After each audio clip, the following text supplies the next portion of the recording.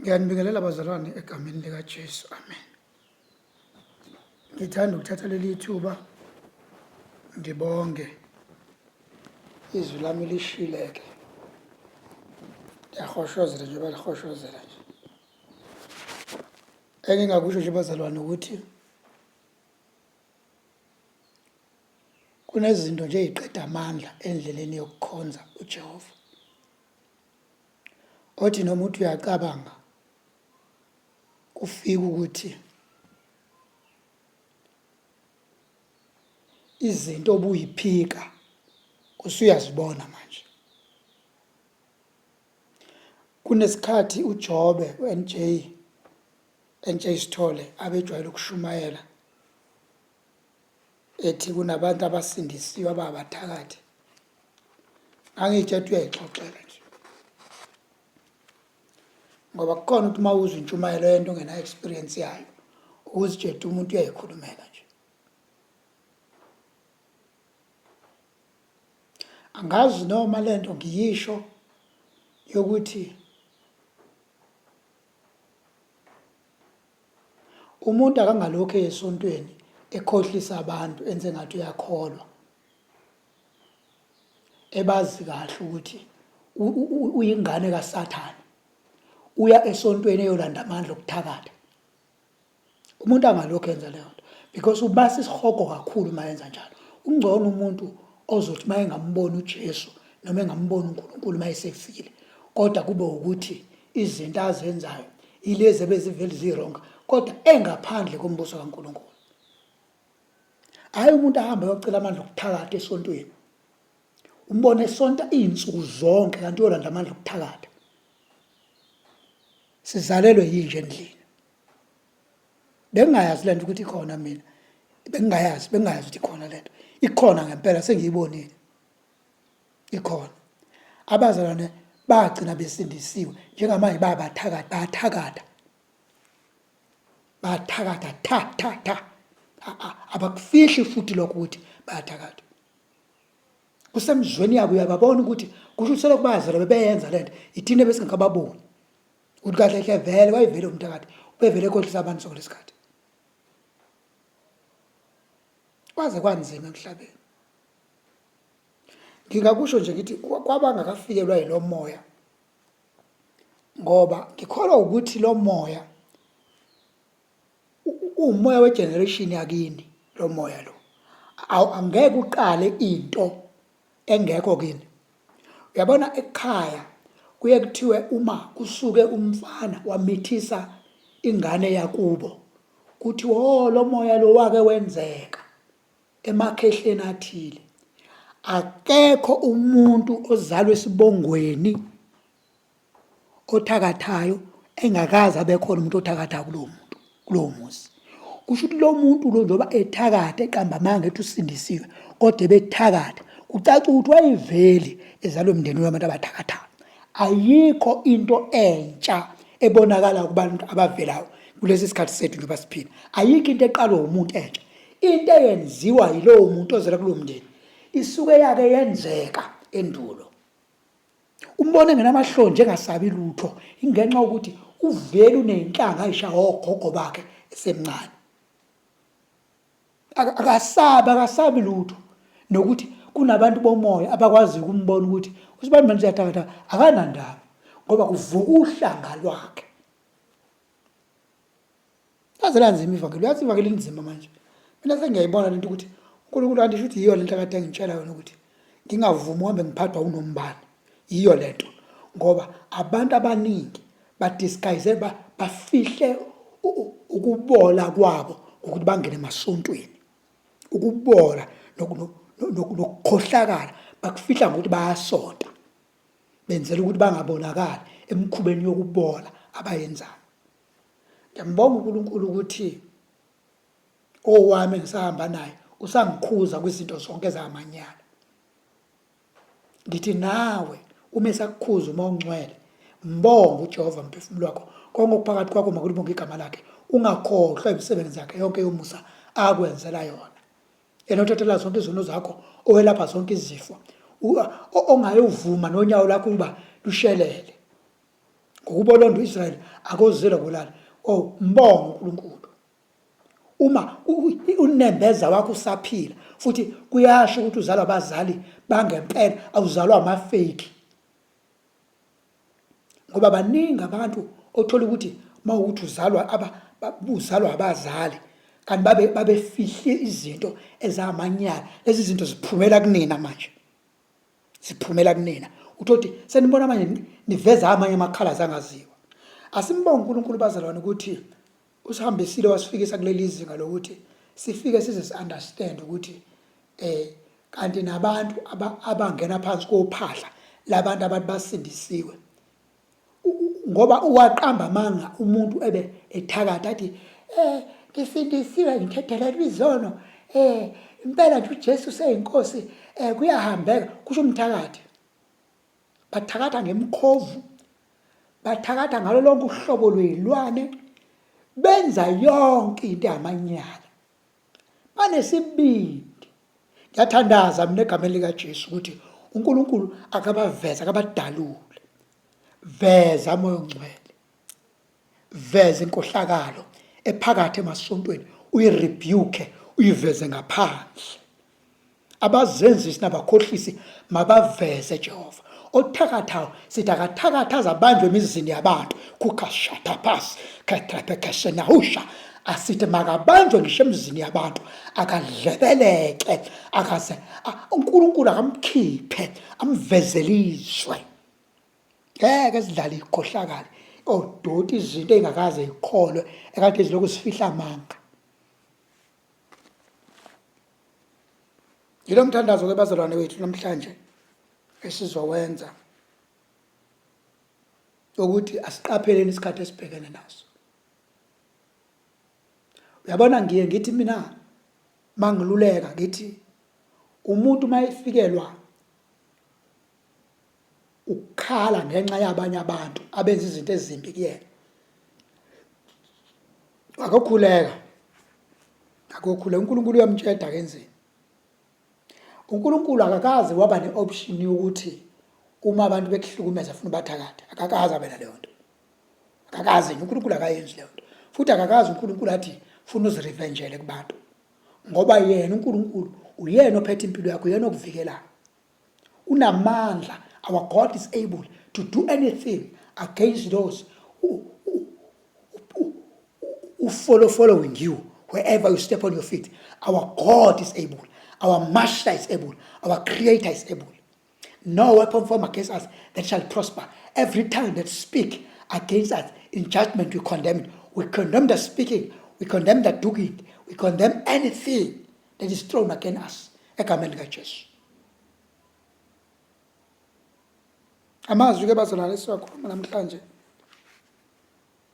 Ngifuna uqamba amanga ngidumele emoyeni. Ngidumele bazalwane. Kodwa ke singeke sithini into zasemhlabeni. Ngeke siphinde sithini. Uthi uJesu uma eluleka abantu, uJesu ephendulana nabaJuda uAbraham uthi esakhuluma lokho abaningi bakholwa nguye. Khona uJesu wathi kubaJuda abasebekholiwe nguye, uma nimi ezwini ningabafundi bami sibili, niyakulazi iqiniso, neqiniso liyakunikhulula. Amen.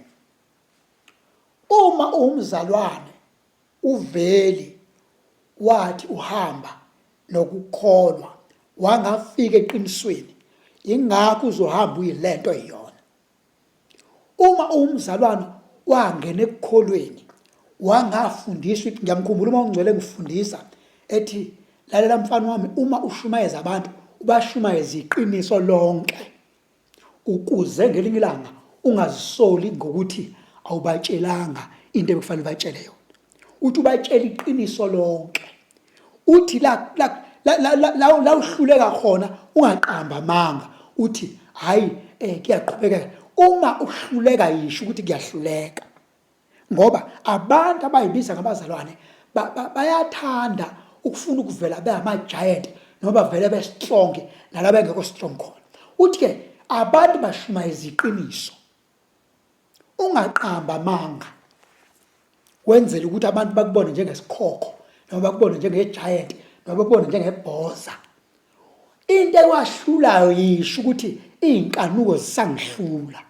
Ungafuni uqamba amanga ume phambi kwabazalwane ushumayela ukuthi impela ngiyigcinile uqamba amanga, ungayenzi leyo nto.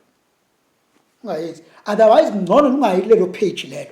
Ungangeni kuleyo nto. Uma uyazi uyakwehlula. Kodwa ithanda uma usiye emthandazweni uthi Nkosi nalento le iyive enyameni lami iyangehlula, ngicela ungisize. Ngoba ulwela iqiniso ukuthi lingasuki olimini lwakho. Uthi omunye umbhalo, thenga iqiniso ngeze, athi kodwa ungathengisi ngalo. Iqiniso akuthengiswa ngalo, kodwa lithengwa mahala. Okusho ukuthi liyamukelwa iqiniso, athi kodwa ungathengisi ngalo iqiniso. Iqiniso bazalwane alidingi ukuthi uzukholwa kuyikhathi uphile eqinisweni. Iqiniso nje uma uzokhumbula ngishendulo abantu besayibhincela babelazi iqiniso laba bantu, ngoba babenakho ukuthi endleleni yabo uma ngenze kabi ngelinye ilanga kuyohamba kuze kufike ekuthenini lento errong engiyenzile ibanjwe ukuthi ngayenza. Abaningi babantu bebazi kahle ukuthi iqiniso liyakusikhulula, ngakho asikwazi ukuphila emangeni. Ngisho isiZulu mina, isiZulu phaqa kungakhuluma inkolo, kukhuluma isiZulu. IsiZulu abantu bebesihlonipha, beyihlonipha abantu, bekwazi ukuhlala eqinisweni. Noma phela bekhona akade bebabuthaka bengakwazi ukuphila eqinisweni, kodwa most yabo bebekwazi ukuthembeka entweni yabo yesintu. La evangelini futhi especially kuleli lensindiso, mina ngoba sengihambe kakhulu nalo ngiresearcha futhi ngalo isikhathi esiningi ligcwele wona ama-fake lona. Ligcwele impela, maningi ama-fake ala ensindisweni, maningi kakhulu, maningi kakhulu. Uzuthi kwesinye isikhathi cisho ama-mainline churches angcono, ngoba abaningi babo noma bebheda kodwa basekhona abasaphila nje impilo straight, abasabantu ngqo, abangafuni ukuzenza onodoli bebe abantu. Ngoba baningi onodoli abantu basindisiwe, onodoli abagqoke ingubo zedwa, abantu abagqoke idwedwe bethi itshentshetiwe, bekhuluma into abangayazi, benzela ukuthi abantu babone sengathi. Uthi kuJesu iqiniso liyakunikhulula. Ningakujwayeli ukufuna ukuphila emangeni. Ningakujwayeli ukufuna ukuphila emangeni. Ungajwayeli ukuthi uma umzalwane ufuna ukupliza abanye abantu ngevangeli lakho. Ungajwayeli lokho.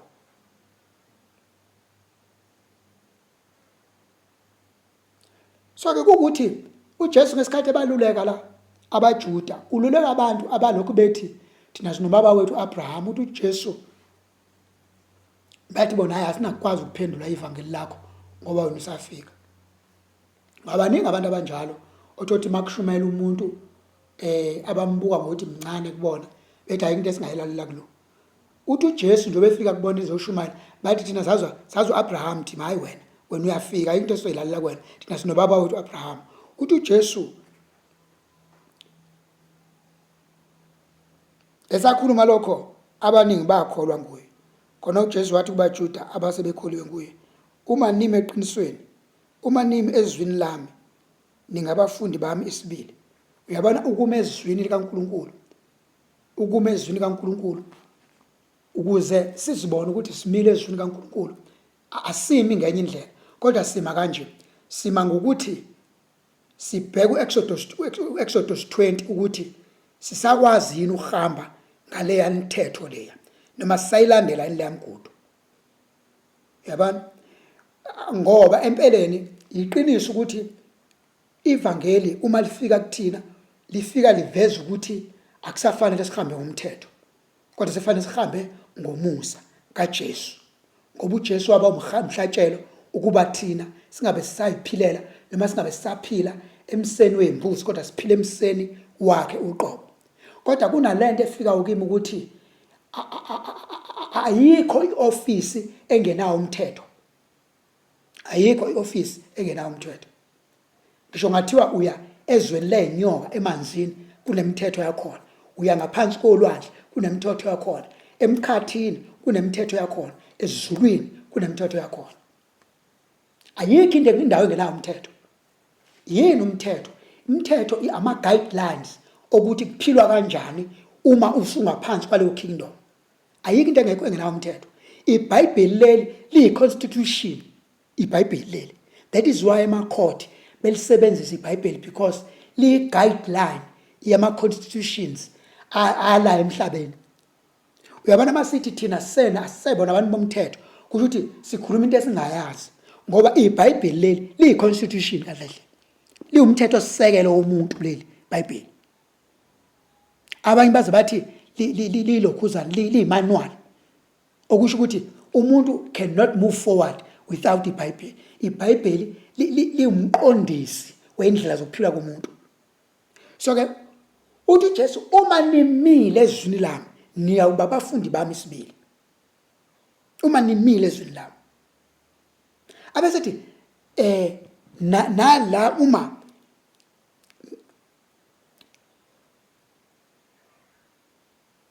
niyakulazi futhi neqiniso uma nimile ezwini lami. Neqiniso niyakulazi iqiniso, neqiniso liyakunikhulula. Ukuthi ungazideceive wena noma ungazikhohlisi. Ufuna ukuyikhuluma kubantu uyinto enye kodwa ube wenye into. Alright. Yawuthanda ku37. Uthi 33 la ngoba siqale lapha ku verse 30 chapter 8 ngokukaJohane.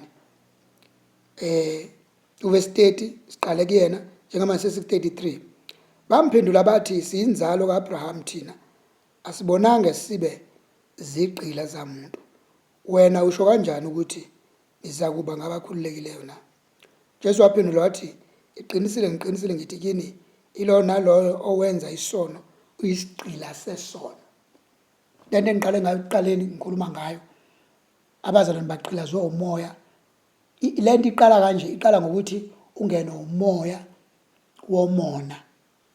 Lento le noma ungene umoya womuntu osafa, umukhokho wakho ayithakatha ungene uwona.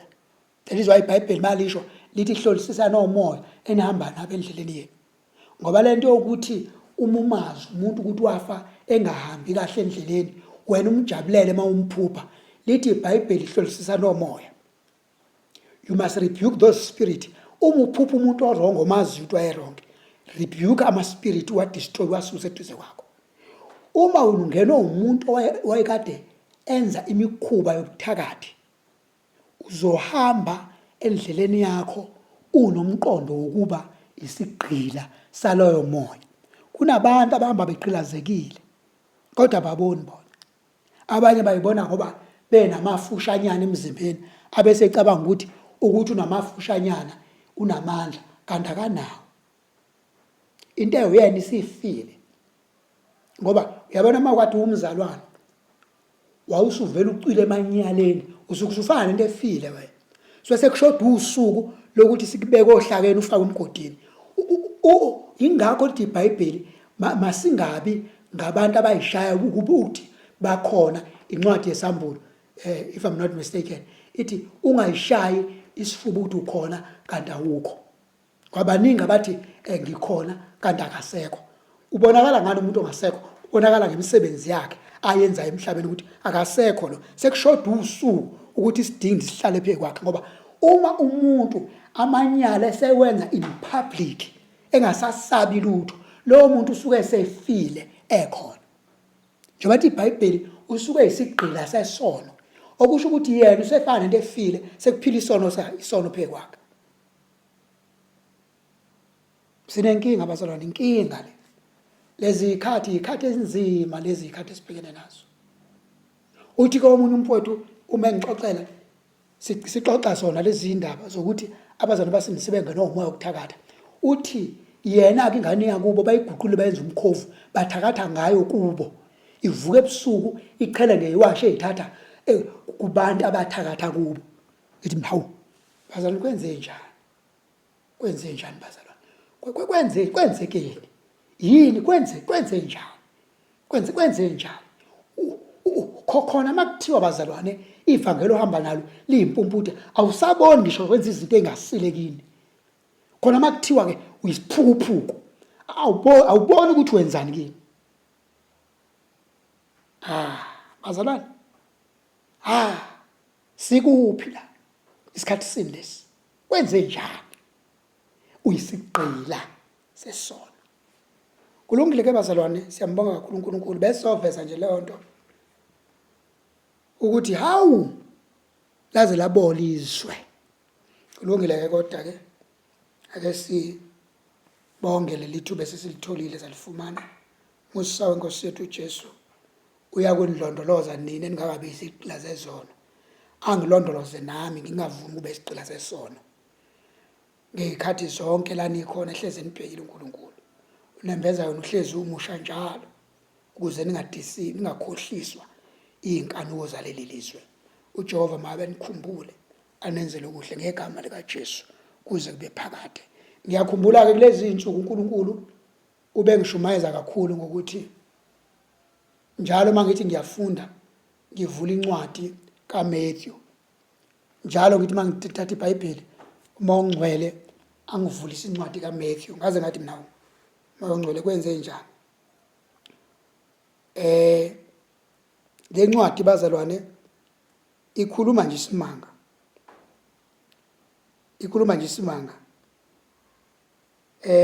Ilokhu ishinto eyodwa. Ngithi mina uMoya oNgcwele yini le message le alokhu eyiphinda. Ngithi mangithatha iBhayibheli livaliwe mangiyalivula ngivula le ncwadi angazi noma kube kabili noma kathathu yini yenzeka lento. Ngathi mina kukhuluma Moya oNgcwele. Uthi lo mbhali wezwi kaNkulunkulu u23 kuMathew uverse 8. Siqala lapha kuverse 5. Uthi no verse 4. Uthi babopha imithwalo enzima bayibeke emahlombe abantu, kepha bona abavumi ukuyifukula ngomunwe wabo. Abafundisi labo, kepha imisebenzi yonke yabo bayenza ukuba babonwe ngabantu. Amafilakteriyu abo bawenza abe mali, bawenza abe banzi, bawenza abe makhulu. Amachopho bathanda izindawo ezingenhla bathanda izindawo ezingenhla ekudleni nezihlalo eziphambili emasinagogeni, nokubingelelwa ezigcawini, nokubizwa ngabantu ngokuthi rabi. Kepha nina maningabizwa ngokuthi rabi, ngokuba munye umfundisi wenu, nina nonke ningabazelelwane. Ningabizi umuntu emhlabeni ngokuthi uyihlo, ngokuba munye uyihlo wenu osezulwini. Futhi ningabizwa ngokuthi abaholi, ngokuba munye umholi wenu uKristu. Amen. Moya oNgcwele kwangiluleka yonke leli sonto leli liphelile ngale ncwadi. Kwaze kwaqala kwase ngathi kuba buhlungu kimi manje, ngathi mina Moya oNgcwele uqondeni ngalento. Uqondeni uThixo ngalento. Khona into ayibonayo. Umoya oNgcwele ubona lento eyenziwa kulesi sikhathi samanje. Laba abantu laba abakhonza izikhundla, nabakhonze izihlalo eziphambili, nabakhonze imjive emide, uthi wenza amafilakteri yeUbawo abe made. Uthi bathanda ukuhlonishwa laba bantu. Uthi lo mbhalo usatshela mina uthi Isaac, ungayenzi wena lento. Ungavumi ukubizwa ngoyihlo noma sekuthiwa usuficwe isikhathi sobudala ngoba munye uyihlo wena. Ungavumi ukubizwa ngomfundisi. Ungavumi ukubizwa ngomholi. Moya oNgcwele, sisize simakade, sisize Thixo wethu ngoba sona sazi, sona usuku nosuku isivesi sisitshelile Sicela uxolo ngegama likaJesu waseNazaretha. Khuluma Nkosi yekuthula, khuluma Nkosi enofefe. Ngegama likaJesu waseNazaretha kuze kube phakade naphakade. Amen.